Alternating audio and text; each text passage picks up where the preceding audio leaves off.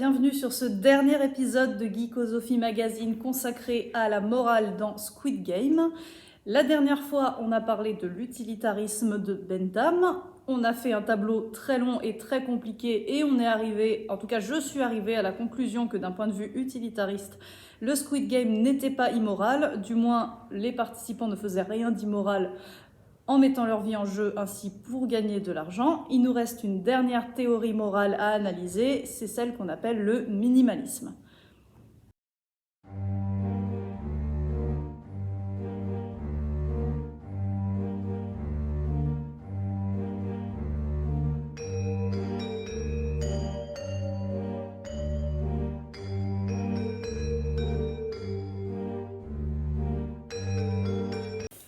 Rebonjour à tous, alors petite interlude au milieu de la vidéo, juste pour vous dire de ne pas vous étonner si j'ai brusquement changé de vêtements.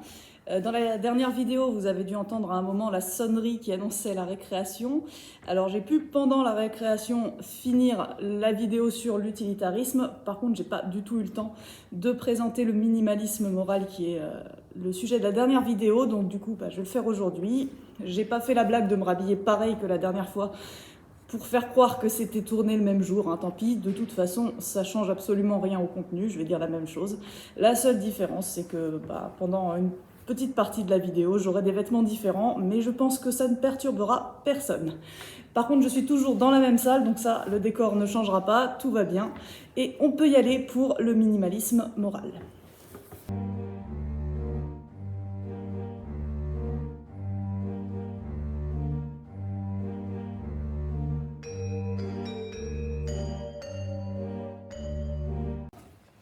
Alors j'ai dit juste avant que ça changerait rien du tout au décor, mais le problème c'est qu'hier après-midi je filmais dans l'après-midi, donc l'éclairage n'était pas le même. Là c'est le matin, la salle n'est pas très éclairée et du coup les lumières de la salle se reflètent sur le tableau. Mais bon, c'est pas très grave, j'ai réécrit, c'est pas très joli, mais... Allons-y donc pour le minimalisme moral. Donc le minimalisme s'appelle comme ça par opposition au maximalisme, qui englobe en fait toutes les autres théories morales. Si on fait une liste, imaginons qu'on prenne chaque théorie et on fasse une liste des actions qui seraient des actions immorales. À mettre en contexte donc pour l'utilitarisme. Très probablement, d'ailleurs c'est pas très probablement, c'est sûr, c'est le minimalisme qui compterait le moins d'actions immorales, donc c'est celui qui est le plus permissif d'un point de vue moral. Le minimalisme accepte un grand nombre d'actions qui peuvent être désapprouvées, comme actions qui ne sont pas immorales, donc qui sont neutres. C'est pas forcément parce que c'est pas immoral que c'est bien et qu'il faut le faire, ça peut être neutre. C'est pour ça donc qu'on l'appelle le minimalisme, parce qu'il inclut un minimum d'actions dans le champ de l'immoralité. Toutes les autres actions sont donc moralement permises. En effet, s'il y a autant d'actions qui sont permises, c'est parce que le minimalisme moral n'admet qu'un seul critère, contrairement à l'utilitarisme qui en avait beaucoup, et c'est pour ça que c'était un petit peu compliqué de déterminer si le Squid Game était moral ou non dans le cadre de l'utilitarisme. Donc un seul critère pour le minimalisme, une action est immorale si elle nuit à autrui. Alors, petite précision tout de suite sur cette formulation. D'une part sur autrui.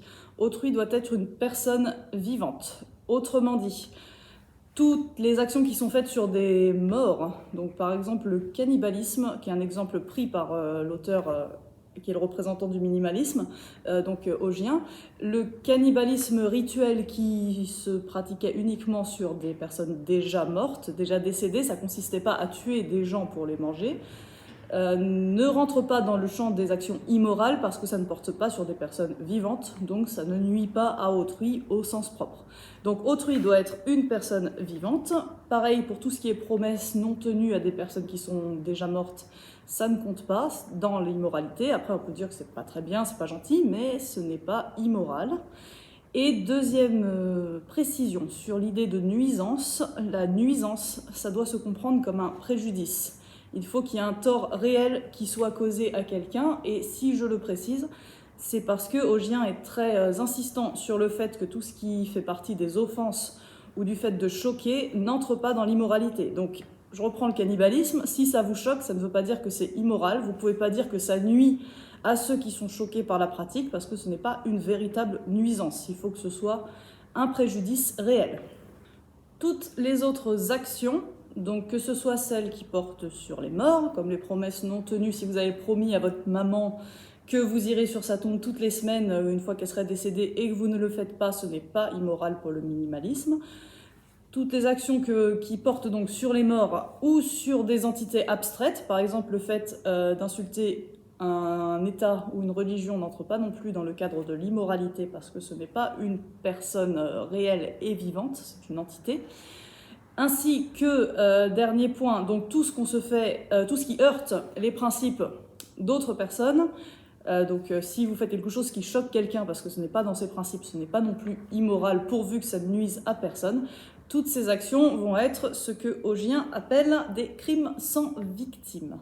Puisque pour qu'il y ait, alors c'est une formule oxymorique, pour qu'il y ait crime, il faut qu'il y ait une victime, et comme il n'y a pas de victime, en fait, il n'y a pas vraiment de crime, donc c'est l'idée de la formule. Il n'y a pas d'immoralité s'il n'y a pas de victime. Par conséquent, tout ce qui se fait entre adultes consentants, tout ce que je me fais à moi-même, donc si je me le fais à moi-même, on suppose que j'ai mon consentement pour me le faire, puisque c'est moi qui décide de le faire de toute façon, font partie de ces crimes sans victime et ne concernent pas le champ de la morale. Tout ce qui est réflexion sur la morale ou l'immoralité d'une action concerne uniquement nos rapports avec les autres. Donc, contrairement à Kant qu'on a vu la dernière fois, enfin pas la dernière fois, mais celle d'avant, contrairement à Kant, il n'y a pas de devoir envers soi-même, ça n'a aucun sens, puisque si c'est quelque chose que je me fais à moi-même, je suis donc consentant, il n'y a donc pas de victime à mon acte. Donc le minimalisme, c'est une théorie très simple, vu qu'il n'y a qu'un seul critère pour désigner une action immorale. Ça peut être intuitif, je pense qu'on est tous d'accord pour dire que si une action nuit intentionnellement à autrui, donc à une personne vivante, lui cause du tort, un préjudice et la fait souffrir, c'est bien une action immorale, il n'y aura pas de problème là-dessus. Maintenant, si vous voulez voir si vous êtes vraiment minimaliste, si vous avez l'impression que ça correspond à votre intuition morale, le cas le plus frappant, c'est celui du cannibale de Rothenburg, qui s'appelait donc Armin Meiwes, je suis désolée pour la prononciation, je suis pas sûre, ça s'écrit M-E-I-W-E-S. Appelons-le le cannibale de Rothenburg, ça marche très bien. Donc cette personne, en 2002, a passé une annonce sur un site internet spécialisé, que je ne connais pas, où il disait qu'il cherchait un jeune homme entre 18 et 30 ans pour l'abattage. Donc en fait, son but, c'était de chercher un volontaire qui accepterait d'être consommé dans un repas par cette personne. Il y a bien une personne qui a répondu à l'annonce, c'est un Berlinois de 43 ans qui, avant d'aller rejoindre le cannibale, a préparé un testament, a bien réglé ses affaires, donc on sent que la décision était... Enfin, il est bien consentant sur ce qui allait se passer, il savait très bien ce qu'il attendait puisqu'il a tout préparé en vue de sa mort.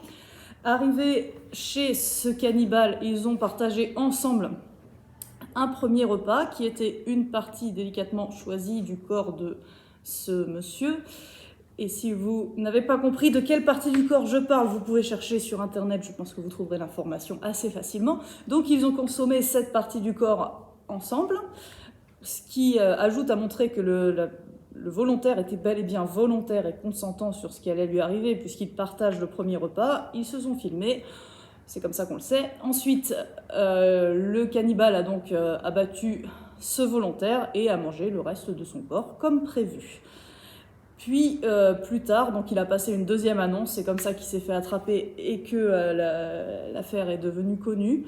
Donc il a passé une nouvelle annonce, cette fois il a été arrêté par la police et condamné, il me semble. Mais si on se pose la question, est-ce que ce qui s'est passé a été immoral, que ce soit du point de vue du cannibale ou du point de vue de la victime, un minimaliste sera bien forcé de dire qu'il n'y avait absolument rien d'immoral dans ce qui s'est passé, puisque tous les parties étaient consentants. Le cannibale n'est pas dans un profil où il serait allé tuer quelqu'un pour le manger, où là on cause donc vraiment un préjudice à quelqu'un, puisque donc tuer c'est bien un préjudice. On cause directement un préjudice à quelqu'un si on le tue pour le manger, mais à partir du moment où on mange quelqu'un qui est soit déjà mort, soit qui a été volontaire pour se faire tuer, puis pour mourir, il n'y a absolument rien d'immoral d'un point de vue minimaliste. Si on applique cette théorie morale au Squid Game, on se retrouve donc avec une situation où Alors, à part pour le premier jeu, il va y avoir une petite nuance, parce que dans le premier jeu, alors certes, ils appellent pour jouer au jeu, mais pour le 1, 2, 3 Soleil, donc du premier épisode, les participants ne savent pas que les perdants vont être tués. Du coup, on ne peut pas dire qu'ils ont fait ça avec un consentement libre et éclairé, comme on dit dans le domaine juridique, étant donné qu'ils n'étaient pas du tout éclairés puisqu'ils ne savaient pas ce qui allait se passer. Donc dans ce premier jeu, on peut dire sans trop de problème que c'était bien immoral, alors non pas pour les participants qui ne savaient absolument pas ce qui les attendait, mais en tout cas pour les organisateurs, il n'y a aucun doute.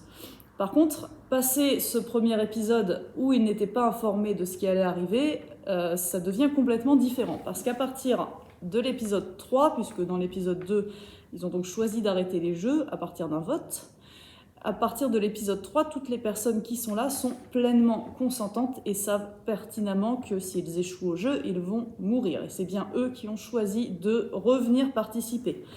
On est même sûr, dans la série, c'est bien précisé que ceux qui ne voulaient pas revenir ne sont pas revenus. Alors il y a peut-être une petite ambiguïté au moment où ils font le premier vote. Donc le formulaire de consentement disait que si une majorité était d'accord pour arrêter les jeux s'arrêtaient. Ça pose évidemment la question de savoir si la majorité avait été d'accord pour continuer. Du coup, l'autre moitié aurait été forcée de continuer à jouer. Et là, il y aurait effectivement eu un problème moral. Mais bon, le vote se conclut sur une annulation des jeux. C'est précisé que si la majorité veut revenir plus tard, les jeux pourront reprendre. À ce moment-là, il y a une petite ambiguïté. On peut se demander, est-ce que si une majorité est d'accord, ils font revenir tous ceux qui étaient dans les jeux au départ, même ceux qui ne voulaient pas reprendre, et dans ce cas, il y aurait eu un problème. Mais c'est pas le cas, puisqu'on apprend dans l'épisode 3 que seulement 187 personnes sur les 201 du vote initial sont revenues.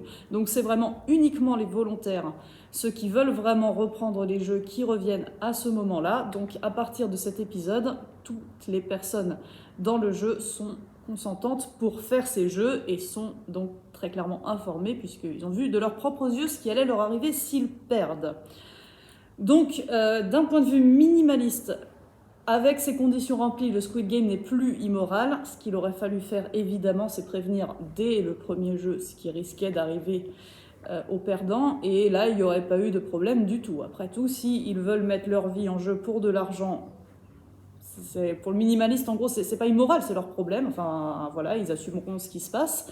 Alors certes, vous pourriez vous dire qu'ils étaient bien contraints par la nécessité, puisqu'ils sont tous dans la misère et n'ont rien pour survivre, de venir participer.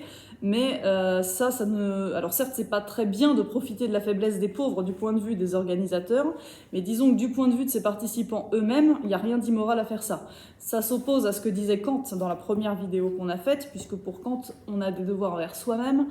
Il faut respecter la vie humaine, y compris en soi-même. Donc le simple fait d'accepter de faire ce jeu en sachant d'une part que je vais être amené à tuer des gens, d'autre part que je vais risquer de mourir moi-même, tout ça pour de l'argent, était déjà immoral. Donc d'un point de vue minimaliste, ça ne l'est pas du tout. Par contre, donc on avait vu que du point de vue utilitariste, on pouvait aller jusqu'à dire que les organisateurs des jeux ne faisaient rien d'immoral.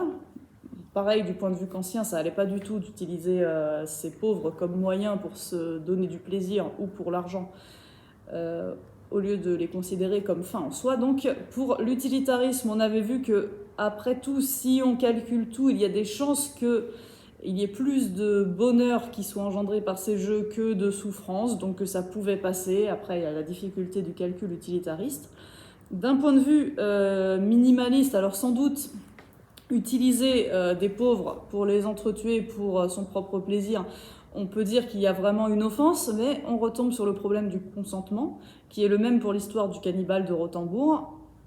Certes, tuer quelqu'un pour le manger, c'est pas bien, mais si vous tuez quelqu'un qui a librement consenti à être tué pour le manger, là, ça ne pose plus aucun problème d'un point de vue moral.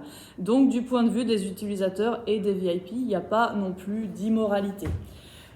On peut largement comparer ce qui se passe dans Squid Game, donc le fait de mettre sa vie en jeu pour de l'argent, à un domaine comme la prostitution, qui est un grand exemple que reprend Augien plusieurs fois pour expliquer les conséquences du minimalisme moral. Donc pour la prostitution, c'est le même principe. Si c'est une prostitution volontaire, quand bien même ce serait pour l'argent, à partir du moment où la personne choisit de faire ce travail plutôt qu'un autre pour gagner de l'argent, on ne peut pas dire que c'est immoral. On peut très bien soutenir qu'il y a peut-être un problème social si des gens en arrivent à cette extrémité poussés par la misère, mais il n'y a rien d'immoral à le faire d'un point de vue individuel, plus encore si des gens s'épanouissent dans ce métier, il n'y a aucune raison de l'interdire.